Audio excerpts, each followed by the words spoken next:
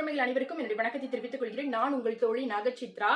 என் friend அவனுக்காக நான் இதை கூட செய்ய மாட்டேனா, என் தம்பி அவனுக்காக இந்த ஒரு விஷயம் கூட செய்ய மாட்டேனா அப்படின்னு சொல்லிட்டு நிறைய இடங்கள்ல நாம என்ன பண்ணுவோம் அப்படின்னா, ஷூரிட்டி கையெழுத்துன்னு சொல்லுவாங்க அல்லது ஜாமீன் கையெழுத்துன்னு சொல்லுவாங்க. சோ அந்த மாதிரி பண்ணுவோம். சோ இந்த ஒரு கேஸும் அதை சார்ந்ததுதான். அதாவது தூத்துக்குடி மாவட்டத்துல ஒரு போக்சோ வழக்குல கைதானவருக்கு 2 பெண்மணிகள் ஜாமீன் கையெழுத்து போடுறாங்க.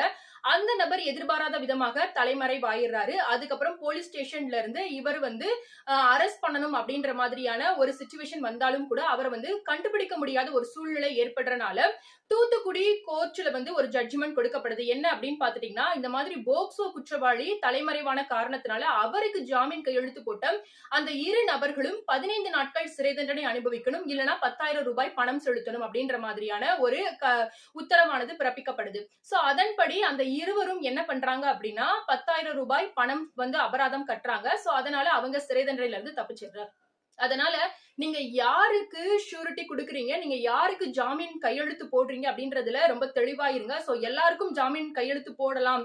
சோ என்னோட ஃப்ரெண்டு, அவங்க என்னோட உறவினர், எனக்கு என்ன நடந்துரும் அப்படின்னு சொல்லிட்டு ரொம்ப கேஷுவலா இருக்கக்கூடிய உங்க ஃப்ரெண்டுக்கும் அந்த ஒரு நபருக்கும் இந்த ஒரு வீடியோவை ஷேர் பண்ணுங்க. இது போல நிறைய தகவல்களுக்கு மறக்காம சேனலை சப்ஸ்கிரைப் பண்ணுங்க, லைக் பண்ணுங்க.